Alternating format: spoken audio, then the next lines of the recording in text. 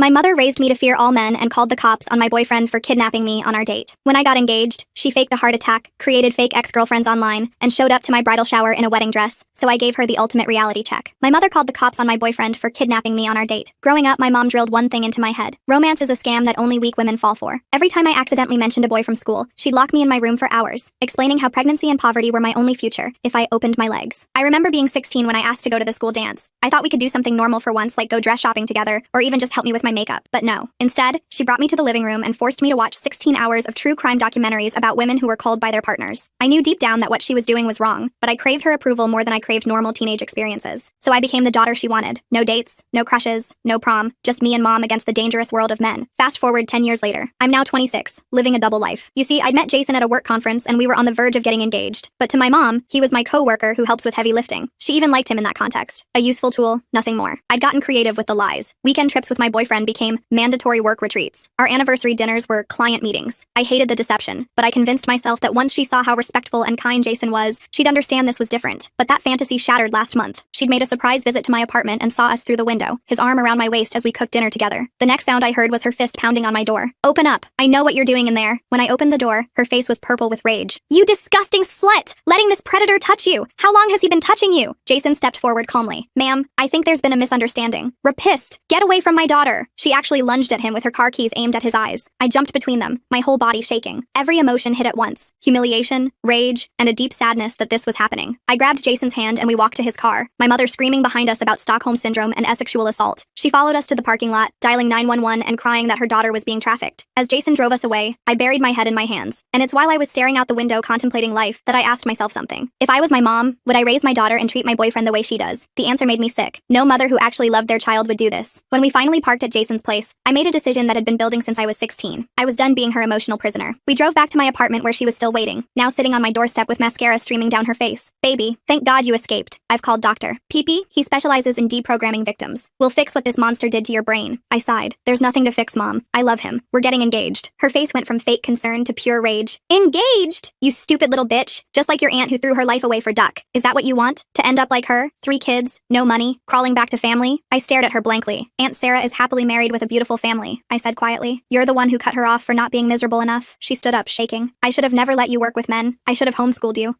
You should have let me be normal," I interrupted. "But you needed me broken and afraid so I'd never leave you." Her mask finally slipped completely. "Fine. Spread your legs for him. But when you're pregnant and he's gone, when you're diseased and used up, do not come crying to me. You're choosing cuck over your mother." "I'm choosing love over control," I said, before walking inside and locked the door. That was 3 weeks ago. Since then, my phone has become a nightmare. 47 missed calls a day. Text messages with articles about women murdered by boyfriends. Photos of pregnant teenagers with "your future" written across them. But I had my own plans, and they were going to change everything. I started by changing all my passwords. Then I blocked her number. I thought that would be enough. I thought she'd get the message and give me space. But I underestimated how far she'd go. I'd underestimated her desperation. The first sign came when I got a Facebook message from someone claiming to be Jason's ex. The profile looked real enough. Photos dating back years. Mutual friends from his hometown. She said Jason had cheated on her, left her pregnant and alone. She warned me to run while I could. The message was long, detailed, almost convincing. My heart dropped. I sat there staring at the message for what felt like hours. Then another ex messaged me. Similar story, different details but same ending. Jason the heartbreaker, Jason the abandoner. This one included screenshots of supposed text conversations. I felt sick, but something didn't add up. These women found me within hours of each other. After I'd just blocked my mom, the timing was too perfect. I showed Jason the messages that night. His face went white. Then he laughed. Not a happy laugh, more like disbelief. He pulled out his phone and showed me something. He'd never even had social media. No Facebook, no Instagram, nothing. He'd always been private that way. We did some digging. The profiles were created last week. The photos were stock images with filters. The mutual friends were all fake accounts too. My mother had spent hours creating an entire fake history, just to break us up. The dedication was almost impressive in its insanity. I thought that was rock bottom, but she was just getting started. The next week I was giving an important presentation at work. Big clients. My boss's boss was there. Everything was going perfectly. My slides were crisp, my delivery confident. Then the conference room door burst open. My mother stood there, tears streaming down her face. She announced to the room that her daughter was having a mental breakdown. She said I needed immediate psychiatric help. She begged them to help her save me from myself. She even had papers in her hand, waving them like evidence. Security escorted her out, but the damage was done. My boss pulled me aside after, said I needed to get my personal life under control. HR wrote me up for the disruption. My coworkers looked at me differently, some with pity, some with suspicion. Water cooler conversations stopped when I walked by. I went home that night feeling defeated. Jason held me while I cried. He said we'd get through this together, but I could see the worry in his eyes. How much more could he take? How much more could I? We ordered takeout, but neither of us ate much. Then things got worse. My landlord, Mrs. Whitman, started doing wellness checks. She'd knock on my door at random times, always with the same concerned look, always asking if I was okay, if I felt safe. Sometimes she'd peer past me into the apartment, looking for signs of trouble. I asked her what was going on. She said my mother mother had explained everything, how I was in an abusive relationship, how I might be too scared to ask for help. She promised to keep an eye on things, report any male voices or signs of violence. She'd given Mrs. Whitman her personal number for emergencies. I tried to explain the truth, but Mrs. Whitman just patted my hand. She said abuse victims often protect their abusers. She'd been briefed on what to watch for. The condescension in her voice made me want to scream. My own home didn't feel safe anymore. Every footstep in the hall made me jump. Was it Mrs. Whitman? Was she listening? Taking notes? I started playing music constantly to mask our conversations. Then I discovered something that made my blood run cold. Small deposits in my bank account. $50 here, $100 there. The memo lines all said things like, "For my baby's escape fund," or "When you're ready to leave him." They went back weeks. A careful pattern designed to look like secret savings. My mother had been putting money in my account, making it look like I was planning to flee, building a paper trail that I was a victim preparing to run. If anyone investigated, it would support her narrative perfectly. The calculated cruelty of it took my breath away. I called my bank immediately, my hands shaking as I navigated through the automated menu. The representative who finally answered sounded sympathetic but ultimately unhelpful. They said I couldn't stop the deposits without the sender's information. The money kept coming. Each transaction another piece of evidence in her twisted narrative. I stared at my account balance, watching it grow with funds I never asked for, each deposit feeling like another chain she was trying to wrap around me. Jason suggested we talk to his mother Linda about everything. I'd met her a few times at family dinners and holiday gatherings, but kept things surface level, always deflecting personal questions with practiced ease. Now we needed allies, and Linda had always struck me as perceptive. We drove to her house that weekend, the autumn leaves crunching under our tires as we pulled into her driveway. I was nervous, my stomach churning with anxiety. What if she believed my mother? What if she thought I was too much drama for her son? What if this was the thing that finally made Jason see I wasn't worth the trouble? Linda opened the door with her usual warm smile, wearing a flour-dusted apron that suggested she'd been baking. The smell of cinnamon and apples wafted from the kitchen. We sat in her living room, surrounded by family photos and well-loved furniture. I noticed Jason's graduation photo on the mantel, his younger self beaming with pride. I told her everything, starting from the beginning, from my childhood where love meant constant surveillance to the current harassment that was destroying our peace. She listened without interrupting, occasionally nodding or furrowing her brow. Her face grew more concerned with each detail, especially when I described the wellness checks and the money deposits. When I finished, she was quiet for a moment, her fingers absently straightening a doily on the arm of her chair. The grandfather clock in the corner ticked loudly in the silence. Then she said my mother had already called her. My heart stopped. She explained that my mother had been very emotional on the phone, told her Jason was controlling and isolating a mentally fragile woman, said I needed help but was too deep in his manipulation to see it. She'd cried about losing her baby to a predator. She'd been very convincing, using all the right words that would terrify any mother. My heart sank to my stomach. I felt Jason tense beside me, his hand finding mine. But then Linda smiled, a knowing look in her eyes. She said she knew her son, had raised him to respect women and recognize healthy boundaries. Plus, she'd noticed how my mother never mentioned specific incidents during their call, just vague accusations and tears. Real concerned parents have details, she said. They talk about specific behaviors that worry them. Manipulators have drama and grand statements but no substance. Linda became our strongest ally from that moment. She started documenting everything with the efficiency of someone who'd raised 3 children and managed a household for decades. She kept meticulous records of my mother's calls, writing down dates, times, and exact quotes. She recorded voicemails on multiple devices. She even hired a lawyer friend to advise us, someone she'd known since college who specialized in family law, just in case things escalated further. They did. One morning, Jason's boss called him into his office before he'd even had his coffee. Someone had phoned in a threat to their security line, said if Jason didn't send his girlfriend home sick that day, there would be violence. The voice was disguised with some kind of modulator, but the message was clear. They'd nearly called the police, and the entire building was on edge. Security guards were posted at every entrance. Jason was almost arrested on the spot. Security was reviewing footage from every camera in the building. HR was investigating, pulling his personnel file and questioning his coworkers. His job that he'd worked so hard for was on the line, all because of a phone call. We spent hours at his office with security personnel, proving he'd been in a different city for a client meeting when the call was made. I sat in the cold conference room, watching Jason explain over and over that he'd been 3 hours away, showing receipts and meeting notes. Security footage from the client's building finally saved him. It showed him 3 hours away at the exact time, shaking hands with clients and presenting proposals. But the stress was wearing on us both. He started looking over his shoulder constantly, checking locks twice before bed. He inspected his car before driving, looking under it with his phone's flashlight. My mother's harassment was poisoning every part of our lives, making us paranoid and exhausted. I found out she'd been attending my apartment building's community meetings through a concerned neighbor who knocked on my door one evening. She told me my mother had been spreading rumors about domestic violence from my unit, claiming she was a concerned parent who heard screaming and crying through the walls. She'd been telling neighbors she feared for her daughter's life. Several people had already complained to management, signing a petition. They wanted me evicted for disturbing the peace and creating an unsafe environment. I had to attend the next meeting to defend myself. I stood in front of 40 neighbors in the community room, my voice shaking as I explained that my mother was lying, that there was no violence in my home, just a woman who couldn't let her daughter go, who saw independence as betrayal. Some believed me, nodding sympathetically. Others still looked suspicious, whispering among themselves. The damage to my reputation was spreading like poison through the building. People stopped making eye contact in the elevator. Conversations halted when I walked by. Thanksgiving arrived with its promise of family and gratitude. Jason and I planned a quiet dinner at his place, just the two of us. We needed normal, needed peace, needed to pretend, just for one day, that we were a regular couple. We were cooking turkey and watching football, laughing at the terrible commercials. For a few hours, things felt okay. The smell of sage and butter filled the apartment. Then the doorbell rang. My mother stood there with a man I hadn't seen in 15 years. My father, the one who'd abandoned us without explanation, left without a word when I was 11, taking nothing but his clothes. She had her arm linked through his like they were a couple again, like the years of anger and abandonment had never happened. He looked older, grayer, wearing an ill-fitting suit that suggested this wasn't his ideal idea. She announced with theatrical flair that she forgave him for leaving, said at least he protected his new family from predators. Unlike me, the words hit like physical blows, each one calculated for maximum damage, using my father's abandonment as a weapon. Bringing him here to hurt me on a day meant for gratitude. I could see the manipulation clearly now. She'd probably tracked him down just for this moment. My father looked uncomfortable, shifting his weight and keeping his eyes downcast. He kept glancing at the door like he wanted to bolt. He mumbled something about just wanting to see me, to make sure I was okay after all these years, but I could see the truth in his hunched shoulders and darting eyes. She'd manipulated him too. Probably told him the same lies about Jason, played on whatever guilt he carried about leaving. I told them both to leave, my voice stronger than I felt. I closed the door in their faces, hearing my mother's protest through the wood, but the damage was done. Seeing him again, being used as a pawn in her game, it broke something in me. I cried for hours that night, grieving the father I'd lost twice now. Jason just held me, not knowing what to say, his own anger at the situation simmering beneath his gentle touch. The next morning, I woke with swollen eyes but surprising clarity. This wasn't about protecting me. This had never been about my safety or well-being. This was about control, about punishment for daring to love someone else. She'd rather destroy me than let me be happy. That clarity helped, made me stronger. I could see the pattern now, stretching back through my entire life. We decided to announce our engagement publicly. No more hiding, no more letting her control our narrative. We posted on social media with a photo of the ring Jason had been carrying for months. We told our friends at a dinner party, watching their faces light up with genuine joy. We started planning openly, subscribing to bridal magazines and creating Pinterest boards. If she wanted a war, we'd stop playing defense. She faked a heart attack within hours of our announcement, posted on Facebook that the stress of my choices was literally culling her. She tagged all our mutual acquaintances, distant relatives, and even some of my high school friends she'd somehow stayed connected with. The post got dozens of concerned comments, people reaching out to ask if I knew my mother was in the hospital. Some scolded me for putting her through such stress. I called the hospital she claimed to be at, no patient by her name. Called 3 more to be sure, each receptionist confirming they had no record of her. She was lying, creating drama for sympathy, making herself the victim in my engagement story. The manipulation was so transparent once you saw the pattern. Every joy in my life had to become her tragedy. We started visiting wedding venues, determined to make it real. The first 3 venues called to confirm our appointment, then canceled within hours. Said there'd been a mix-up with their booking system. The 4th venue manager pulled me aside after our tour. She said someone called claiming the wedding was off, that they were being scammed by people posing as an engaged couple. The caller had been very convincing, crying about her daughter being conned. My mother was sabotaging our wedding planning. She'd discovered our venue research by following my social media activity through fake accounts. We started using fake names for appointments, feeling ridiculous giving aliases to wedding planners. We created a separate email account, used Jason's work address for deliveries. Felt like criminals planning our own wedding. The absurdity would have been funny if it wasn't so exhausting. Then came the insurance incident. I got a call from my health insurance on a Tuesday afternoon. They said someone was trying to add me back as a dependent on their plan. The paperwork claimed I was mentally incompetent, needed a guardian to make medical decisions. The forms had my mother's signature all over them, along with what looked like forged medical documents. I had to prove my mental competence to keep my own insurance. I sent pay stubs showing consistent employment, work evaluations praising my performance, had my boss write a letter on company letterhead attesting to my mental fitness. The insurance company eventually dropped it, but the message was clear. She'd try to control me through any system she could access. No institution was off limits in her campaign. Jason's ex-coworker Melissa reached out with something shocking. She'd been at a coffee shop downtown when a woman approached her. My mother had somehow figured out who she was and offered her $5,000 in cash to seduce Jason, to break us up from the inside, make it look like he was cheating, create evidence of his infidelity. Melissa had the presence of mind to record the whole conversation on her phone. My mother's voice was clear as day, offering cash for home wrecking, describing Jason's supposed weaknesses. Melissa said she played along to get evidence, pretending to consider the offer, then immediately told Jason. She thought we should know how far this had gone. She also mentioned my mother had clearly been following her, knowing her schedule and regular coffee shop. We now had proof of her trying to sabotage our relationship, real evidence of her manipulation that went beyond he said she said. But what could we do with it? Going to the police felt extreme. We just wanted her to stop. We wanted to live our lives without constantly looking over our shoulders. My therapist, Dr. Stevens, became crucial during this time. I'd started seeing her years ago for general anxiety, never telling my mother, of course. Dr. Stevens documented everything as I brought each new incident to our sessions. She said my mother's behavior was pathological, classic narcissistic control patterns mixed with what seemed like delusional thinking. The escalation worried her. She helped me see the cycles clearly. How my mother created crisis to pull focus whenever I reached a milestone. How she projected her fears onto me. How she'd rather destroy than let go. The sessions were hard but necessary. I was finally understanding the depth of dysfunction I'd grown up in. The way love had been weaponized my entire life. Then my mother filed for power of attorney over me. The legal documents arrived on a Thursday. She claimed I was mentally ill, unable to make rational decisions, being manipulated by a predator. She'd compiled her fake evidence into a compelling narrative. The deposits showing financial control, the wellness checks showing concern, the concerned family narrative from various relatives she'd convinced. Dr. Stevens had to write a formal evaluation for the court. She testified that I was completely mentally sound, that the concerning behavior came from my mother, not me. She provided session notes spanning years. The filing was rejected, but the audacity still shocked me. She'd tried to legally control my life, to take away my autonomy through the court system. One day we came home to find our apartment door unlocked. My heart raced as we entered carefully. Nothing was stolen, but every photo of Jason and me was gone from the walls, from shelves, from the refrigerator, replaced with old mother-daughter photos, some I'd never seen before. Pictures of us at parks when I was young, museums, birthdays, all from before I dared to date, before I dared to grow up. A note on the coffee table in her handwriting said she was reclaiming her baby, that these were the only photos that mattered, the ones from before I was corrupted. She'd been in my home, touched our things, sat on our furniture, violated our space. We changed the locks that night and installed a security system the next day. She escalated to Jason's workplace next. His boss got emails with fake screenshots screenshots, threatening messages supposedly from Jason, violent, graphic threats that looked disturbingly real. IT had to trace them, working through the night. They proved they were created on her computer. Her IP address clearly linked to every message. The forensic evidence was undeniable. The evidence was piling up. Her harassment documented from multiple angles. But she kept going, like she couldn't stop herself. Each scheme more desperate than the last. Each failure making her more frantic. The intervals between incidents grew shorter. My bridal shower was supposed to be small. Just Linda and some work friends at a quiet tea room. A normal celebration. We'd kept the location secret. Only told people the morning of. Sent the address by text an hour before. But she'd found out by bribing a mutual acquaintance who worked at the tea room. She showed up in a wedding dress. An actual white wedding dress with a veil and train. Announced to everyone present that she deserved to wear white. She'd stayed pure for her daughter. Saved herself from men's corruption. The other guests stared in shock. Linda had to physically block her from entering while someone called security. Security removed her as she clutched at the doorframe. But not before she screamed about being the only one who truly loved me. That everyone else was fake. That they'd all abandoned me like my father did. She knew exactly which wounds to target. Which insecurities to exploit. Even being dragged away, she was calculating her words for maximum damage. That was the final straw. Linda had been building a case with her lawyer friend Roger for months. We had recordings, documents, witness statements from neighbors, co-workers, and venue managers. Proof of harassment from multiple sources. It was time to take legal action. To stop playing defense and start protecting ourselves legally. The restraining order paperwork was thick as a novel. Each incident cataloged with dates and evidence. Each threat documented with witnesses listed. Roger said we had one of the strongest cases he'd seen. The pattern of escalation was clear. The judge would have to act. No reasonable person could see this evidence and not recognize the danger. The restraining order hearing was set for the following week. I spent days organizing all our evidence into a binder that looked like a phone book. Police reports, text messages, witness statements from Linda and Melissa, the recording of her trying to bribe someone to seduce Jason. My hands shook as I paperclipped each section. This was really happening. The morning of the hearing, I threw up twice from nerves. Jason made me toast and ginger tea, rubbing my back as I sat on the bathroom floor. We drove to the courthouse in silence. Linda met us there with Roger, a tall man with kind eyes who'd been reviewing our case for weeks. He said we had everything we needed. The evidence was overwhelming. My mother showed up without a lawyer. She wore a conservative black dress like she was going to a funeral. She kept trying to make eye contact with me across the courtroom. I stared at my hands instead. Roger presented our case methodically, each incident building on the last. The judge's face grew more concerned with each piece of evidence. When it was my mother's turn to speak, she cried about losing her baby. Said she was just trying to protect me from making the biggest mistake of my life. The judge cut her off. Asked if she denied making the false reports. If she denied breaking into my apartment. If she denied trying to bribe someone to seduce my fiancé. She couldn't deny any of it. The evidence was right there. The judge granted the restraining order immediately. 500 feet minimum distance. No contact through third parties. No showing up at my workplace or home. The order would last 2 years with possibility of extension. My mother wailed when he read the terms. Said I was culling her. That I'd regret this when Jason showed his true colors. Security escorted her out as she screamed about maternal rights. I sat there feeling numb. It was done. Legal protection finally in place. But instead of relief, I just felt empty. This wasn't how mother-daughter relationships were supposed to end, with restraining orders and security escorts. We went back to wedding planning with new energy. Changed venues one more time to be safe. Used passwords for all our vendors. The florist thought we were paranoid until we explained the situation. Then she shared her own story about a controlling mother-in-law. Said we were smart to protect ourselves early. 3 weeks before the wedding, Jason's mom Linda called with news. My mother had shown up at her house at midnight, banging on the door, demanding to talk mother to mother. Linda had called the police immediately. They arrested my mother for violating the restraining order. She'd been so focused on the order keeping her away from me, she forgot it included harassment through family members. The police report said she'd been carrying a box of my baby photos. Wanted to show Linda who I really was before Jason corrupted me. Like baby pictures would somehow prove her point. The officer noted she seemed disconnected from reality. Kept insisting she had a right to save her daughter. They held her overnight before releasing her with a court date. I had to buy a wedding dress in secret, paid cash, used a fake name for alterations. The seamstress probably thought I was having an affair or something. But I couldn't risk my mother finding out where I'd bought it. Couldn't risk her showing up and causing a scene. Every happy moment had to be protected like a state secret. My bachelorette party was at Linda's house for safety. Just close friends and family who understood the situation. We played silly games and drank wine. For a few hours, I felt normal, like any other bride celebrating with her friends. Then my phone buzzed. Unknown number. I almost didn't answer, but something made me pick up. It was the psychiatric hospital. My mother had been admitted after showing up at my old elementary school. She'd been telling the staff she needed to warn them about predators targeting former students. When they asked for specifics, she'd broken down sobbing about losing her baby to a manipulator. The school called for a wellness check. The officers took one look at her state and brought her in for evaluation. The doctor said she was in crisis, but not actively dangerous to herself or others. They'd keep her for 72 hours of observation. He asked if I wanted to visit. I said no. Felt guilty about it, but held firm. She needed help I couldn't give. Professional help that had nothing to do with me. Maybe this would finally get her the treatment she needed. She was released the day before my wedding. I only knew because Roger called to warn us. Said to be extra vigilant. People in crisis often escalate around meaningful dates. We hired off-duty police officers for wedding security. Gave them her photo and car information. Felt like preparing for war instead of a wedding. The morning of my wedding, I woke at 5 a.m. Couldn't go back to sleep. Kept imagining all the ways she might try to ruin it. Jason was staying at his brother's place for tradition. I missed him. Needed his steady presence. But Linda showed up at 6 with coffee and pastries. Said she'd stay with me all day. Be my security blanket. The hair salon had been warned about potential disruption. They locked the doors behind us. Only let in people on the approved list. When those police officers showed up saying someone called about a woman being held against her will, the salon owner was ready. Showed them our security preparations. Explained the situation. They took notes and left quickly. Just another false report to add to the pile. My makeup artist had to start over after I cried. Not sad tears. Frustrated ones. That even on my wedding day, she couldn't just let me be happy. Couldn't let one day be about about something other than her fear and control. The other bridesmaids rallied around me, brought tissues and jokes and mimosas, reminded me that in a few hours, I'd be married to the man I loved. Nothing else mattered. We arrived at the venue through the back entrance. Security guards were stationed at every door. Roger was there with copies of all the legal documents, ready for anything. The photographer seemed confused by all the security until someone explained. Then she promised to keep an eye out too. Said she'd photographed a wedding where an ex showed up. Knew how quickly things could go sideways. Guests started arriving an hour before the ceremony. Each one checked against the list. No plus ones without prior approval. My cousin Dennis texted that everything looked beautiful, that the flowers were perfect, and the string quartet sounded amazing. I stayed hidden in the bridal suite. Didn't want to risk being seen if she was lurking somewhere. Then Linda knocked on the door. Said someone was here to see me. My heart stopped, but she was smiling. It was my dad. He looked older, grayer, wearing a proper suit this time. He'd driven 3 hours to be here, to walk me down the aisle if I'd let him. He said he was sorry about Thanksgiving, that he'd been manipulated too, that he wanted to do one thing right as my father. I thought about it for maybe 30 seconds, then said yes, not for him, for me, for the little girl who'd wondered why daddy left, who'd blamed herself for not being lovable enough. This wasn't forgiveness exactly, but it was something, a tiny stitch in a massive wound. He waited outside while I finished getting ready. 20 minutes before the ceremony, security radioed that she'd arrived. Same wedding dress from the bridal shower, same veil, same delusional belief that this was about her. She marched toward the front entrance like she had every right to be there. The guard stopped her at the edge of the parking lot, showed her the restraining order, told her to leave immediately. She started her usual performance, screaming about saving her baby, about predators and manipulation, about her rights as a mother. But the security team had dealt with difficult people before. They stood firm, didn't engage with her rants, just kept repeating that she needed to leave or they'd call the police. That's when she spotted Dr. Stevens walking in, started screaming that the therapist was a fraud, that she'd been paid off by Jason's family, that real doctors would see the truth. Dr. Stevens just nodded to security and kept walking, didn't give her the reaction she wanted. The lack of engagement seemed to make her angrier. The police arrived within minutes. They knew the situation from all the previous calls, approached her calmly but firmly. She was under arrest for violating the restraining order. Again, she had the right to remain silent. Anything she said could be used against her. The familiar words of arrest for a sadly familiar situation. As they cuffed her, she screamed loud enough for the whole venue to hear. Said I'd regret this. That when Jason hurt me, she wouldn't be there. That I was choosing him over the woman who gave me life. That I was already dead to her. The words echoed across the parking lot. Guests pretended not to notice, but everyone heard. They put her in the patrol car as our string quartet played. The contrast was surreal. Beautiful music floating through the air while my mother was arrested in the parking lot. The photographer later told me she got a picture of the arrest through the window. I asked her to delete it. Some memories don't need preserving. My dad knocked on the door 5 minutes before go time. Asked if I still wanted him to walk me down the aisle after all that drama. I said yes. Told him this was exactly why I needed him. To show that family could also mean support. That DNA didn't automatically equal dysfunction. He teared up a little. Offered me his arm. The ceremony itself was perfect. No disruptions. No drama. Just me and Jason promising to love each other forever. Linda cried in the front row. My work friends smiled from their seats. Even my dad looked proud. For 30 minutes it was just about us. About our love. About our future. Everything I dreamed it could be. During the reception, Roger pulled me aside. Said the prosecutor was adding charges for this violation. With her previous arrest and the psychiatric hold, she was looking at real jail time. Maybe 6 months. Maybe more if she kept violating the order. Asked if I wanted to write a victim impact statement. I said I'd think about it. We danced and ate and celebrated until midnight. People gave speeches about love and commitment. No one mentioned the arrest. The elephant in the parking lot that everyone politely ignored. Jason's brother made a joke about security being tight. That was the only reference to the day's earlier drama. I was grateful for the normalcy. Our honeymoon was to Hawaii. 2 weeks of beaches and hiking and no cell service. We'd told no one except Linda where we were staying. Changed our flights last minute just to be safe. Paranoid maybe, but we needed real peace. Time to just be newlyweds without looking over our shoulders. When we got back, 17 voicemails waited. All from the same number. The jail. She'd been calling collect every day. The automated system asking if I'd accept charges. I deleted them all without listening. Set my phone to block collect calls. Drew another boundary in cement. She'd made her choices. Now she had to live with them. The victim impact statement was harder to write than I expected. How do you summarize a lifetime of control disguised as love? How do you explain the weight of constant surveillance? The exhaustion of hiding normal human emotions? I wrote 17 drafts before settling on something simple. Just facts. Just impacts. Just truth. Her sentencing was on a Tuesday. I didn't go. Sent the statement with Roger instead. He said she represented herself again. Told the judge this was a miscarriage of justice. That mothers had rights. That she was being persecuted for loving too much. The judge didn't buy it. 6 months in county jail. 2 years probation after. Mandatory therapy twice a week. I thought I'd feel relieved when Roger called with the verdict. Instead, I just felt sad. Sad that it came to this. Sad that she couldn't see what she'd become. Sad that love had been so twisted in her mind that she'd rather go to jail than let me be happy. But underneath the sadness was something else. Freedom. Real freedom. For the first time in my life. 6 months passed quickly. Jason and I settled into married life. Got promoted at work. Adopted a golden retriever named Biscuit. Started trying for kids. Normal married people stuff. Every ordinary day felt extraordinary. Grocery shopping together was a joy. Cooking dinner was an adventure. All because I could do it openly. Without lies. Without fear. She got out on a Thursday. Roger called to warn me. Said she'd been a model prisoner. Attended therapy groups. Seemed calmer. But to stay vigilant. Sometimes jail made people reflect. Sometimes it just made them angrier. We installed new security cameras just in case. Changed our routine slightly. Stayed alert but not paranoid. 2 weeks later, a letter arrived. Her handwriting on an envelope with the therapist's return address. I stared at it for an hour before opening. Jason offered to read it first. But I needed to do this myself. Needed to face whatever manipulation waited inside. My hands barely shook as I opened it. The letter was short. Just one paragraph. Said Therapy was helping her understand things, that she'd been wrong, that fear had made her controlling, that she wanted to apologize but understood if I wasn't ready. Signed simply, Mom, with no demands or guilt trips. I read it 5 times looking for the hook, the manipulation, but it seemed genuine. I didn't respond for a month. Needed time to process, to decide if I wanted any contact at all. Jason supported whatever I chose, said I'd survived the worst already. Whatever came next, we'd handle together. His faith in me made me braver, made me consider possibilities I'd written off. Finally, I wrote back. One line like Roger suggested. Clear boundaries from the start. When you can be happy for my happiness, we can talk. Sent it through the therapist. No return address. No opening for her to show up uninvited. Just a simple test. Could she actually be happy for me? Or would this trigger another spiral? 3 years of silence followed. She made no further attempts during her therapy. I had a son. Named him after Jason's grandfather. Posted pictures online without fear. Lived my life openly. Sometimes I'd wonder about her. If therapy was working. If she'd finally found peace. But mostly I just lived. Raised my son with gentle boundaries. Showed him love meant freedom, not control. Then the therapist reached out. Said my mother had made significant progress. Was ready to attempt contact if I was willing. Suggested a meeting in a public place. Controlled environment. Safe for everyone. I thought about it for weeks. Asked Jason. Asked Linda. Asked my own therapist. Everyone said the same thing. Only if I wanted to. Only if it would help me, not her. I agreed to one meeting. A park with good visibility. Lots of people around. Jason would come for support. 1 hour maximum. Clear boundaries from the start. If she crossed any line, we'd leave immediately. No second chances. The therapist would facilitate if needed. Every precaution in place. She looked different. Older, yes, but also calmer. The frantic energy that always surrounded her was gone. She sat on the bench without fidgeting. Waited for me to speak first. A small miracle considering she'd never let silence exist between us before. I could see the therapy's influence in her stillness. We talked carefully. Like strangers getting acquainted. She asked about my work. I asked about her therapy. She mentioned joining a support group for parents with attachment issues. Said it helped to hear other stories. To realize her fears had stolen what she'd tried to protect. The self-awareness shocked me. This wasn't the mother I knew. When I introduced my son, she cried. Real tears, not manipulation. Asked if she could say hello. I said yes, but stayed close. Ready to leave if needed. She told him he had beautiful eyes. Said he was lucky to have parents who loved him. Didn't try to hold him or claim him. Just observed from a respectful distance. We meet monthly now. Always in public. Always with boundaries. She's learning to be a grandmother slowly. Asks permission before giving gifts. Respects when I say no. Doesn't push for more time or access. It's not perfect. May never be. But it's something. A careful dance of reconciliation. 2 steps forward, 1 step back.